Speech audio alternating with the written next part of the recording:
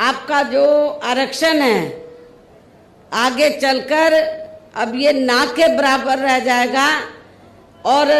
आपको कोई ज़्यादा लाभ मिलने वाला नहीं है।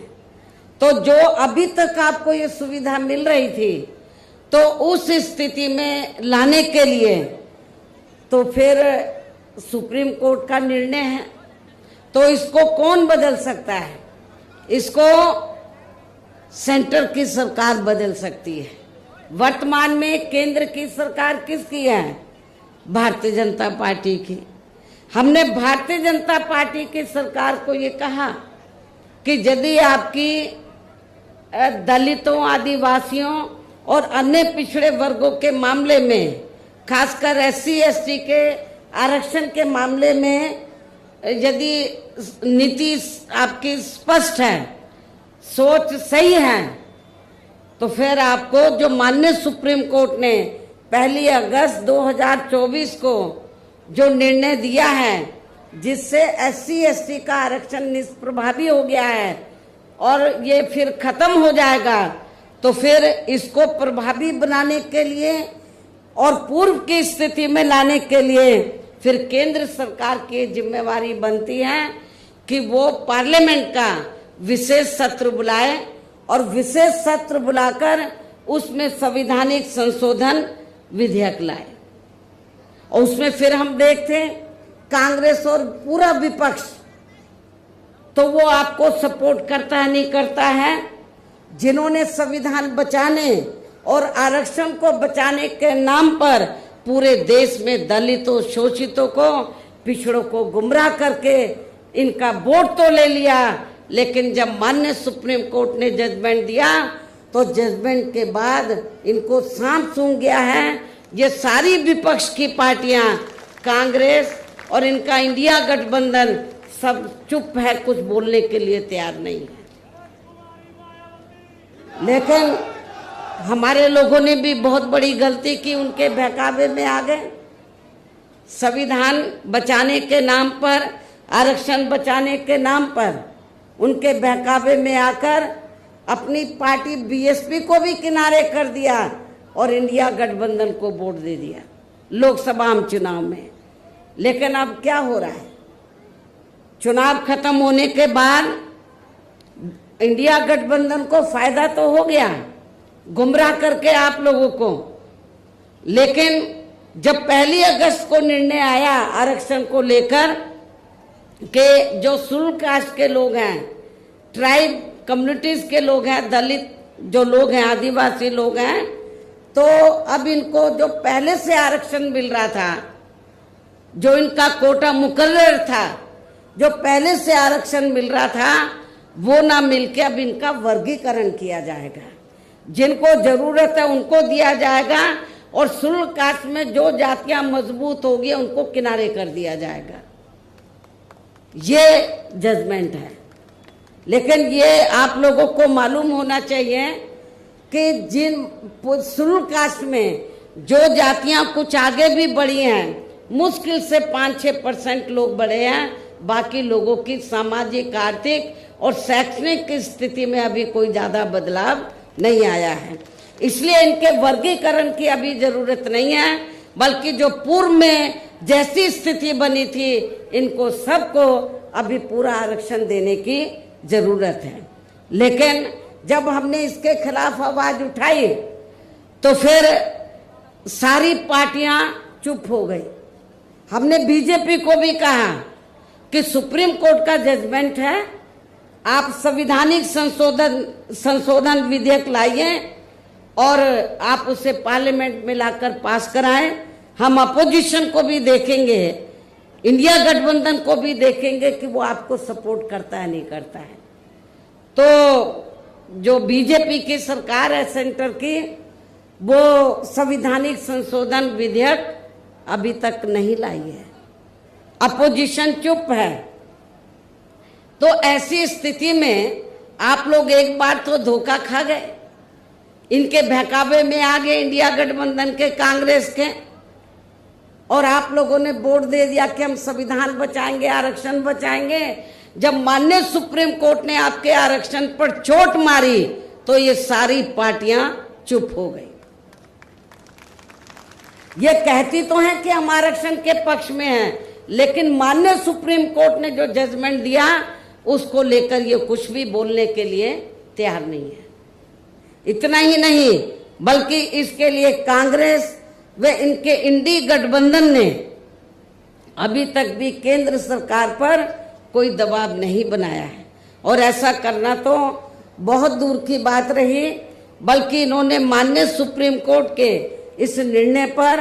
अभी तक कुछ भी खुलकर नहीं बोला है। और इस मामले में केंद्र की भाजपा सरकार व अधिकांश सभी विरोधी पार्टियां अभी तक भी चुप्पी साधे हुए हैं। यहाँ मैं ये भी बता देना चाहती हूँ कि माननीय सुप्रीम कोर्ट ने SC/ST आरक्षण में वर्गीकरण करने और क्रीमी लेयर को भी लागू करने का ये कार्य अब राज्य सरकारों के ऊपर ही छोड़ दिया है। अब ये राज्य सरकारों के ऊपर ही छोड़ दिया है, जो अब अपने हिसाब से इसका पूरा राजनीतिक फायदा भी उठाएंगे। साथ ही इसकी आड़ में इन वर्गों को बांटकर इन्हें आपस में ही लड़ाएंगे। अर्थात अब ये पार्टियां फूट डालो वे राज करो की नीति का भरपूर फायदा उठाएंगी इस जजमेंट की आड़ में। जबकि संविधान के मुताबिक अभी तक क्या था ये जजमेंट आने से पहले, जबकि संविधान के मुताबिक किस जाति को SC व ST की सूची में शामिल करना है या नहीं करना है, तो इसका ये अधिकार अभी तक केवल संसद किसको था, पार्लियामेंट को था। संसद व माननीय राष्ट्रपति जी को ही दिया हुआ था संविधान के मुताबिक, जिसे 1 अगस्त 2024 को माननीय सुप्रीम कोर्ट के आए निर्णय के जरिए इसे अब वापस लेकर सीधे ही राज्य सरकारों को दे दिया है, जिससे अब इन वर्गों के साथ काफी ज्यादती होगी। अर्थात इनका अब ये आरक्षण ना के बराबर ही रह जाएगा। दलितों का, आदिवासियों का जो आरक्षण है वो ना के बराबर ही रह जाएगा। और अब तो कांग्रेस के श्री राहुल गांधी ने भी विदेश में जाकर इनके सभी आरक्षण को आगे वक्त आने पर खत्म करने का भी ऐलान कर दिया है। इसलिए इन वर्गों के लोगों को बाबा साहब डॉक्टर भीमराव अंबेडकर द्वारा जो इन्हें आरक्षण का ये संवैधानिक अधिकार मिला है, तो इसे बचाने के लिए अब यहाँ हरियाणा प्रदेश में हो रहे विधानसभा चुनाव में इन वर्गों को, ऐसी सभी आरक्षण विरोधी पार्टियों को अपना कतई भी वोट नहीं देना है। जो ये पार्टियां माननीय सुप्रीम कोर्ट के आए इस निर्णय को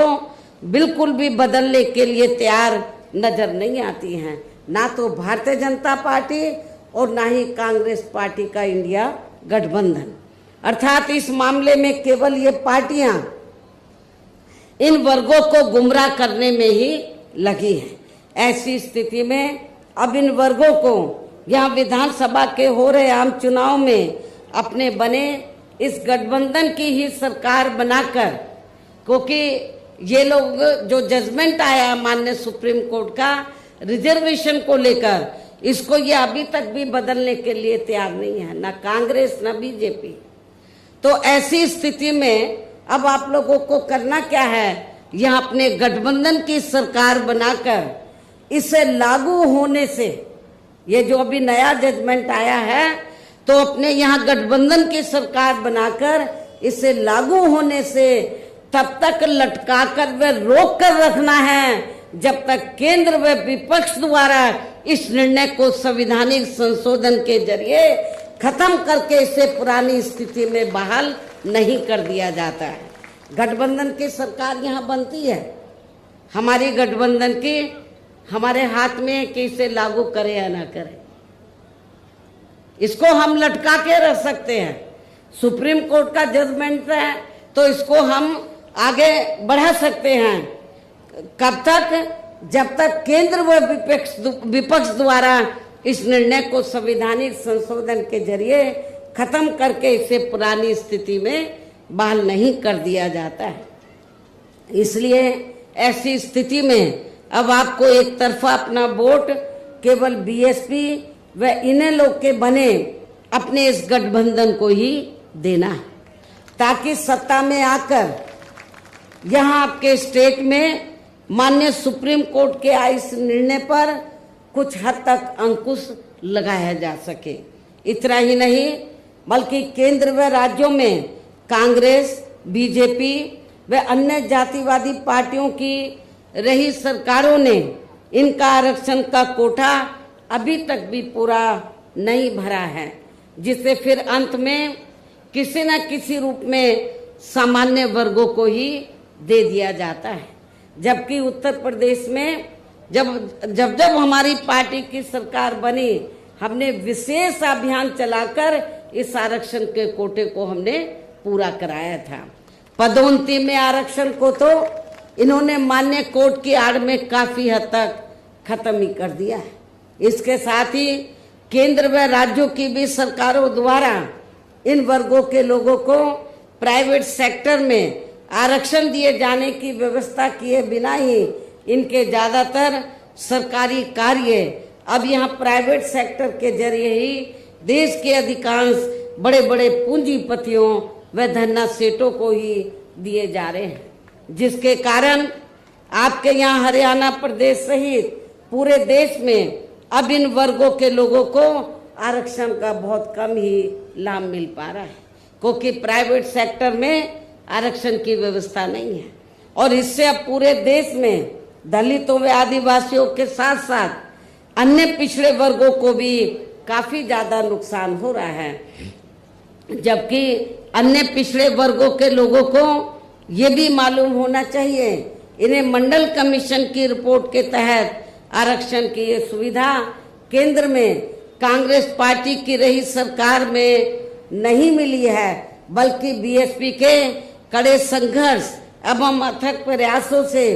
केंद्र में रही श्री बीपी सिंह की सरकार में ही मिली है। हमें काफी स्ट्रगल करना पड़ा, जिसका भी अब यहाँ जातिवादी विरोधी पार्टियों की चल रही सरकारें इन्हें पूरा लाभ नहीं दे पा रही हैं। इसके साथ ही श्री बीपी सिंह की सरकार में ही इन वर्गों के मसीहा परम पूज्य बाबा साहब डॉक्टर भीमराव अंबेडकर को भी यहाँ भारत रत्न की उपाधि से सम्मानित किया गया है। जब बीपी सिंह की सरकार थी तो तभी बाबा साहब को भारत रत्न की उपाधि से सम्मानित किया गया था, जिसके लिए वो हर प्रकार से पात्र भी थे। जबकि इन्हें ये सम्मान इनके जीते जी केंद्र में रही कांग्रेस पार्टी की ही सरकार में बहुत पहले ही मिल जाना चाहिए था, लेकिन इस पार्टी की सरकार ने इनके देहांत के बाद भी इन्हें ये सम्मान नहीं दिया। कांग्रेस पार्टी की सरकार ने इनके देहांत के बाद भी इन्हें ये सम्मान नहीं दिया। इससे इन वर्गों के प्रति इस पार्टी की हीन व जातिवादी मानसिकता साफ झलकती है। इतना ही नहीं बल्कि इनके कारवां को आगे बढ़ाने वाले व हर मामले में समर्पित व्यक्तित्व मान्यवर श्री कांशीराम जी के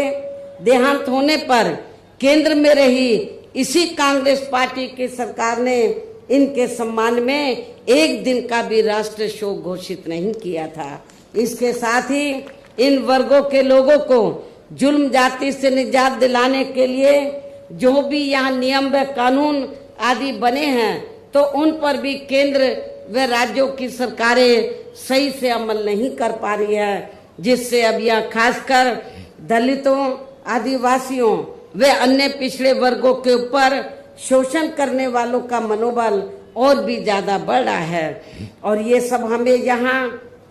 आपके हरियाणा प्रदेश में भी काफी कुछ देखने के लिए मिल रहा है। इसी प्रकार हमें पूरे देश में मुस्लिम व अन्य अक़लियत समाज के लोगों की भी अधिकांश मामलों में हालत कोई खास अच्छी नजर नहीं आती है। इनके साथ साथ अपर कास्ट समाज व जाट समाज में भी खासकर गरीब लोगों की भी आर्थिक स्थिति अभी भी यहाँ आपके हरियाणा प्रदेश सहित पूरे देश में काफी ज्यादा खराब व दयनीय ही बनी हुई है। इनके अलावा आपके हरियाणा प्रदेश सहित पूरे देश में सर्व समाज में से विशेषकर यहाँ गरीब, मजदूर, किसान, कर्मचारी, व्यापारी एवं अन्य मेहनतकश लोग भी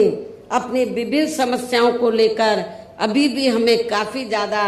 दुखी ही नजर आते हैं। और इनमें भी किसान वर्ग तो केंद्र में अभी तक की रही सभी सरकारों द्वारा बनाई गई उनकी गलत नीतियों के कारण अब काफी ज्यादा परेशान व दुखी भी रहा है और अभी भी है। लेकिन इन सब की मुख्य वजह हमारी पार्टी केंद्र में व आपके हरियाणा प्रदेश में भी यहाँ अब तक की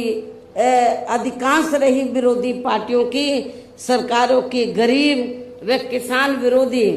तथा इनकी जातिवादी, पूंजीवादी व संकीर्ण मानसिकता के तहत बनाई गई उनकी गलत नीतियों व गलत कार्य प्रणाली को ही काफी हद तक जिम्मेवार मानकर चलती है। और इस मामले में खासकर इनकी गलत आर्थिक नीतियों की वजह से ही आए दिन जहां पूरे देश में गरीबी, बेरोजगारी व महंगाई आदि भी काफी ज्यादा बढ़ रही है, जिससे आम जनता काफी ज्यादा परेशान व दुखी भी है। इसके साथ साथ अभी भी अपने देश में भ्रष्टाचार हर स्तर पर काफी ज्यादा फैला हुआ है, जिससे आपका खुद का अपना हरियाणा प्रदेश भी अछूता नहीं रहा है। और इन सब का मुख्य कारण हमारी पार्टी आजादी के बाद से लेकर अभी तक केंद्र व देश के अधिकांश राज्यों में तथा आपके खुद के अपने हरियाणा प्रदेश में भी ज्यादातर सत्ता या खासकर पूंजीवादी पार्टियों के ही हाथों में आने को मानकर चलती है, जिसके कारण ही अब पूरे देश में वे आपके खुद के अपने प्रदेश में भी अभी भी हमें यहाँ सर्व समाज के लोग अधिकांश मामलों में काफी ज्यादा दुखी व परेशान ही नजर आते हैं। जबकि पूरे देश में बीएसपी ही अकेली एक ऐसी पार्टी है जो विरोधी पार्टियों की तरह देश के बड़े बड़े पूंजीपतियों व धन्ना सेठों की आर्थिक मदद से नहीं बल्कि अपनी पार्टी के ही आम कार्यकर्ताओं की आर्थिक मदद से चुनाव लड़कर यहाँ केंद्र व राज्यों की भी सत्ता में आना चाहती है, ताकि हमारी पार्टी सत्ता में आने के बाद फिर बिना किसी दबाव के वे आजाद होकर सर्व समाज के लोगों की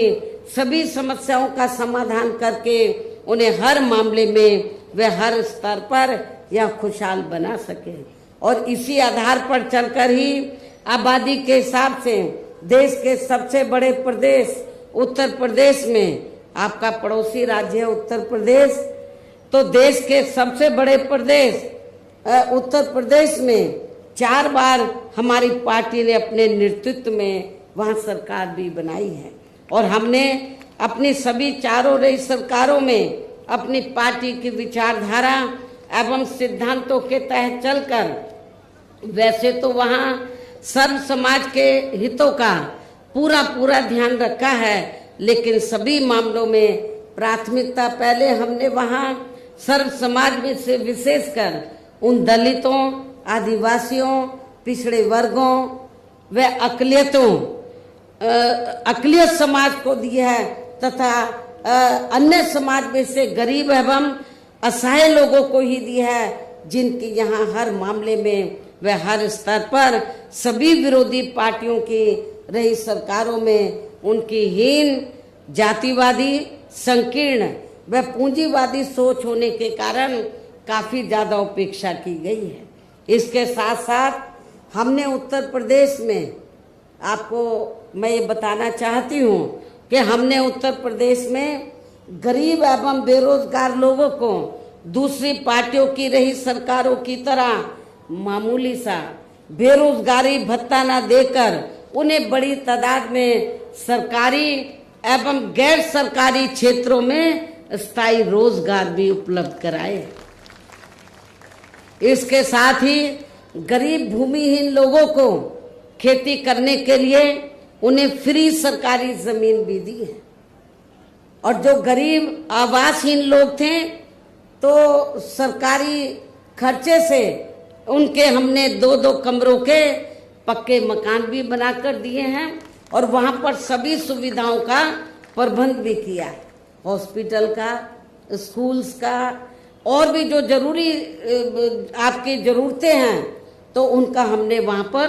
प्रबंध भी किया है, जिससे वहाँ लाखों गरीब लोगों को काफ़ी ज़्यादा फायदा पहुँचा है। शहरों व देहातों को भी विकसित किया गया है। आप लोगों को ये मालूम है कि शहरों और देहातों में जहाँ वीकर सेक्शन के कमज़ोर तबके के लोग रहते हैं, वहाँ घुसते ही मालूम पड़ जाता है कि यहाँ पर अपने समाज के लोग रहते। इतनी खराब हालत होती है, क्योंकि जो पार्टियां अभी तक सत्ता में रही तो उन्होंने आपकी बस्तियों को डेवलप नहीं किया, लेकिन जब हमारी सरकार बनी तो हमने देहातों को डॉक्टर अंबेडकर ग्राम विकास योजना के तहत और शहरों में दलित बस्तियों को मान्यवर श्री कांशीराम जी शहरी समग्र विकास योजना के तहत उनको डेवलप किया, विकसित किया। इसके अलावा हमारी पार्टी की रही सरकार ने वहाँ विभिन्न क्षेत्रों में लगे लोगों के साथ साथ छात्रों, युवाओं, महिलाओं व बुजुर्गों आदि के हितों में भी अनेकों महत्वपूर्ण व ऐतिहासिक कार्य किए हैं, जिनसे उन्हें काफ़ी ज़्यादा लाभ पहुंचा है। किसानों की भी अधिकांश समस्याओं का काफ़ी हद तक समाधान किया गया है तथा उनकी फसलों का भी उन्हें समय से उचित दाम दिया गया है। इतना ही नहीं, बल्कि हमने उत्तर प्रदेश में सर्व समाज के लोगों के ऊपर किसी भी प्रकार की कोई जुल्म जाति आदि भी नहीं होने दी है और वीकर सेक्शन का हमने विशेष ध्यान रखा है। बल्कि हमारी पार्टी की रही सरकार ने वहाँ जुल्म जाति करने वाले लोगों को बिना कोई देरी किए हुए उन्हें तुरंत ही जेल की सलाखों के अंदर भेजा है, जहाँ मेरी सरकार में उनकी सही व असली जगह होती है, जिसकी यहाँ आपके प्रदेश में भी काफ़ी अब सख्त ज़रूरत है। इसके साथ ही हमारी पार्टी की रही सरकार ने अपने देश में दलित एवं अन्य पिछड़े वर्गों में समय समय पर जन्मे यहाँ महान संतों, गुरुओं व महापुरुषों में भी खासकर महात्मा ज्योतिराव फूले,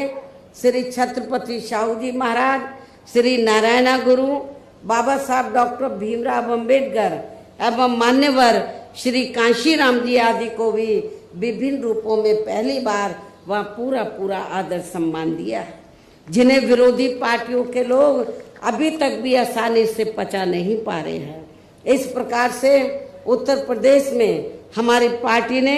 अपने सभी चारों रहे शासनकाल के दौरान वहाँ हर मामले में व हर स्तर पर सर्व समाज के लोगों को काफ़ी बेहतरीन सरकार दी है। और यदि आप लोग भी यहाँ अपने हरियाणा प्रदेश में गरीबों, किसानों व आम जनहित के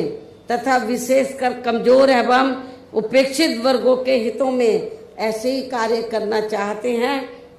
इसके साथ ही आपके प्रदेश की जनहित से जुड़ी जो भी यहाँ स्थानीय समस्याएं हैं तो उन्हें भी आप दूर करना चाहते हैं, तो फिर आप लोगों को भी उत्तर प्रदेश की तरह ही यहाँ अपने हरियाणा प्रदेश में भी अपने इस बने गठबंधन की ही सर्वजन हिताय व सर्वजन सुखाय की नीतियों पर आधारित ही सरकार बनानी होगी, जिसके लिए अब आप लोगों को यहाँ अपने हरियाणा प्रदेश में विधानसभा के लिए हो रहे आम चुनाव में अपने गठबंधन का ही बेहतर रिजल्ट लाना होगा। इसके साथ साथ आप लोगों को वोट पड़ने तक यहाँ की सत्ताधारी पार्टी व अन्य सभी विरोधी पार्टियों के साम दाम दंड भेद आदि हथकंडों से भी जरूर सावधान रहना है। और इस मामले में खासकर आप लोगों को विरोधी पार्टियों के जारी किए गए उनके हवाई व प्रलोभन भरे चुनावी घोषणा पत्रों आदि के बहकावे में भी कतई नहीं आना है, जिन्हें ये पार्टियां सत्ता में आने के बाद अधिकांश अमल में नहीं लाती हैं, जिस पर से अब जनता का काफ़ी हद तक विश्वास ही उठ गया है। इसलिए हमारी पार्टी किसी भी चुनाव में अपना कोई भी चुनावी घोषणा पत्र आदि जारी नहीं करती है। वैसे भी हमारी पार्टी कहने में बहुत कम बल्कि कार्य करके दिखाने में ही ज़्यादा विश्वास रखती है, अर्थात जो कहती है तो उसे करके भी दिखाती है, और ये सब हमने उत्तर प्रदेश में करके भी दिखाया है। और अब संक्षेप में मेरा यही कहना है कि आप लोगों को अपने खुद के व अपने हरियाणा प्रदेश के भी हित में यहाँ बीएसपी व इनेलो के बने अपने इस गठबंधन की ही सरकार बनाना बहुत जरूरी है। और अब आप लोगों को अपने इस गठबंधन के ही उम्मीदवारों को ज़्यादा से ज़्यादा कामयाब बनाना है, जिसके लिए बीएसपी के उम्मीदवारों को हाथी चुनाव चिन्ह के सामने वाले बटन को दबा के तथा भारतीय राष्ट्रीय लोक दल के उम्मीदवारों को चश्मा चुनाव चिन्ह के सामने वाले बटन को दबा के इन्हें जरूर जिताना है। इस प्रकार से आप लोगों को अपने बने इस गठबंधन की ही पूर्ण बहुमत की सरकार बनाना है, और सरकार बनने पर फिर गठबंधन की ओर से आपके हरियाणा प्रदेश का मुख्यमंत्री चौधरी श्री अभय चौटाला जी को ही बनाया जाएगा, जिनको मेरे आशीर्वाद के साथ साथ इनके पिता चौधरी ओम प्रकाश चौटाला जी का भी पूरा आशीर्वाद प्राप्त है। वैसे स्वर्गीय चौधरी देवीलाल जी का भी हमेशा इन पर आशीर्वाद बना रहा है। इनके साथ साथ गठबंधन की ओर से बीएसपी का एक डिप्टी सीएम दलित वर्ग का तथा दूसरा डिप्टी सीएम अन्य पिछड़ा वर्ग या अपर कास्ट समाज में से ही बनाया जाएगा। और ये दोनों डिप्टी सीएम कौन होंगे, इसका फैसला इस चुनाव का नतीजा आने के बाद ही किया जाएगा। इन्हीं जरूरी बातों के साथ ही अब मैं आप सभी लोगों से अपने बने इस गठबंधन के अधिकांश उम्मीदवारों को जिताकर अपनी यहाँ गठबंधन की ही सरकार जरूर बनाना है। इस उम्मीद के साथ ही अब मैं केंद्र सरकार से देश में जातीय जनगणना कराने के लिए भी विशेष अनुरोध करती हूँ, जिसको पहले केंद्र में रही कांग्रेसी सरकार ने और अब वर्तमान में चल रही बीजेपी की सरकार ने भी इसे अभी तक भी लटका के रखा हुआ है, जो उचित नहीं है। इसके लिए भी इनसे